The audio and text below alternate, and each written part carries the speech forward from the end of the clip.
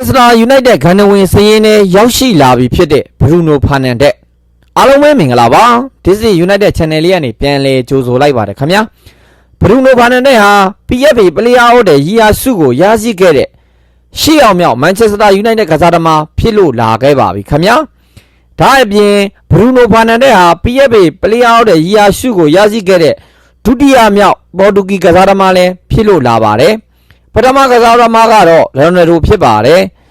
Manchester United ရဲ့ခန္ဓာဝင်ကစားသမားတွေနဲ့အတူ Bruno Fernandes ရဲ့နာမည်လည်းမှတ်တမ်းဝင်သွားပြီဖြစ်ပါတယ်ဆေးရမြောက်ကစားသမားအဖြစ်မှတ်တမ်းဝင်သွားတာလည်းဖြစ်ပါတယ်ခင်ဗျာအဲ့အပြင်ဟိုမှာ Manchester United အတင်းကောင်းဆောင် Bruno Fernandes ဟာ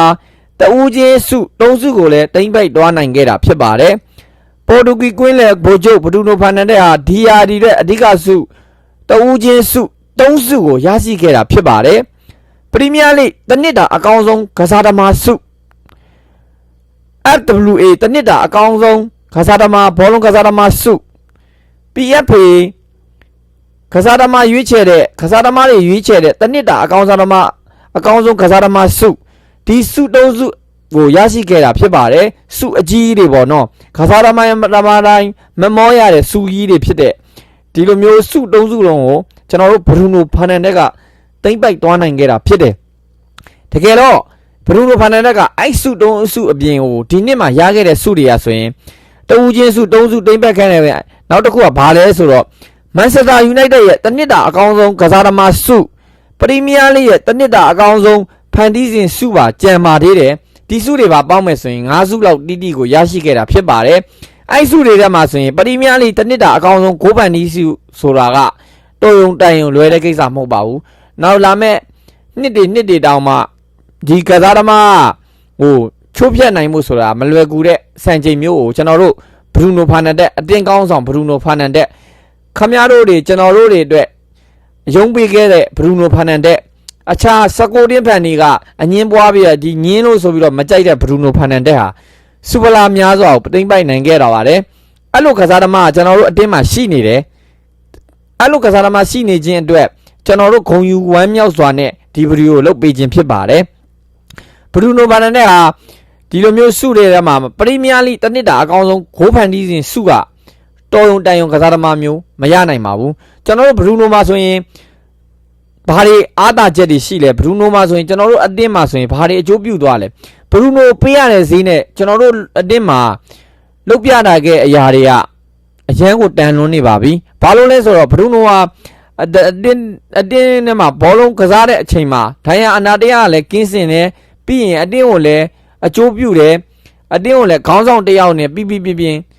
စော်ကစားပေးတယ်တပွဲလုံးကိုမမောနိုင်မပန်းနိုင်ပတ်ပြေးနေတဲ့ကစားသမားမျိုးပြီးရင်ဘောလုံးပါစင်းတွေမှာ United မှာတူအားလွဲလို့ဘယ်သူမှမထွက်ဘူး United မှာတူမပါတဲ့ပွဲဆိုရင်ကျွန်တော်တို့မျက်လုံးမပါတယ်လို့ပဲကျွန်တော်တို့တိုက်စစ်ကမျက်လုံးမပါတယ်လို့ပဲမျက်ကန်းတွေကိုဆေးကိုလွှတ်ထားတယ်လို့ပဲကျွန်တော်တို့တိုက်စစ်ကအလုံးမလုံးတာကိုတွေ့ရတယ် Bruno ရဲ့စွမ်းဆောင်ရည် Bruno မပါခဲ့ဘူးဆိုရင်ကျွန်တော်တို့တံမြန်ကောင်းတာတွေပြီးရင် transition တွေမှာ Bruno ပဲအားကိုးရတယ် Bruno တော့သိပြီးတော့ပတ်စင်ကောင်းနဲ့ချက်ခရီးကောင်းနဲ့လုတ်ပိတ်နိုင်တဲ့ကစားသမားမျိုးတယောက်မှမရှိဘူးအဲဒါကြောင့် Bruno Fernandes ဟာဒီစုတွေကိုရရှိခဲ့တာဆိုရင်ကျွန်တော်တို့အတင်းဟာနှိမ့်ချနေပေမဲ့လည်းဒီကစားသမားရဲ့ဒီစွမ်းဆောင်ရည်တွေကပေါ်လွင်စေတယ်ဘယ်လောက်ပေါ်လွင်စေလဲဆိုတော့ဒါပရီးမီးယားလိမှာဆိုရင်ဒါဂိုးပန်တီးမှုဆိုရင်ဒါ तू က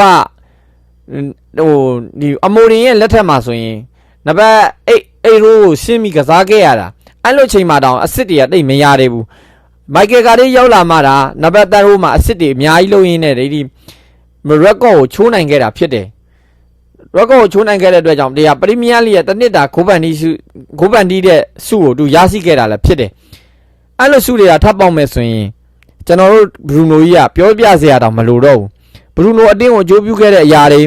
တချို့ရဲ့စကိုတင်းဖန်တွေကဒီအတင်းထဲမှာဆိုရင်ပွားစီလို့ဒီစောရကအရန်တက်တော့မကြိုက်ကြဘူး Bruno ဒါပေမဲ့ကျွန်တော်တို့အတင်းမှာဒီလိုမျိုးကစားသမားအရန်ကိုလိုအပ်တယ်ဒီကစားသမားမပါရင်ဘာဖြစ်လဲဆိုတာကျွန်တော်တို့အကိုတို့လည်းအတီးဆုံးကျွန်တော်တို့တိုက်စစ်ကလုံးဝဂိုးမတွင်းနိုင်ဘူး transition တွေလည်းမကောင်းဘူးတမ်းမြန်ကောင်းတာတွေဆိုရင် Bruno စီဘောလုံးရောက်ပြီဆိုရင်ဒါကျွန်တော်တို့အတွက်စိတ်လို့စားစရာပေးနိုင်ဆုံးအချိန်တွေပဲအတင်းကြီးတွေနဲ့တွေ့ရတဲ့အချိန်မှာ Bruno စီကိုဘောလုံးနာရောက်ကျွန်တော်တို့ကောင်းတာ အရန်မြန်တယ်ပြီးရင်ပတ်စင်းတွေမှန်တယ်ခရော့တွေရန်ကောင်းတယ်ဒီလိုကစားသမားမျိုးကိုကျွန်တော်တို့အတင်းမှာရောက်ရှိလာခဲ့တာအရန်ကောင်းမွန်တဲ့တန်ဖိုးမဖြတ်နိုင်တဲ့အရာတစ်ခုပါအဲ့လိုပဲကစားသမားအတင်းမှာဘလောက်ပဲဖလားတွေစူးဝေးဖလားတွေဝေးကွာနေပေမဲ့ဒီကစားသမားကျွန်တော်တို့အတင်းပေါ်ကိုလုံးဝစွန့်ခွာသွားတာမျိုး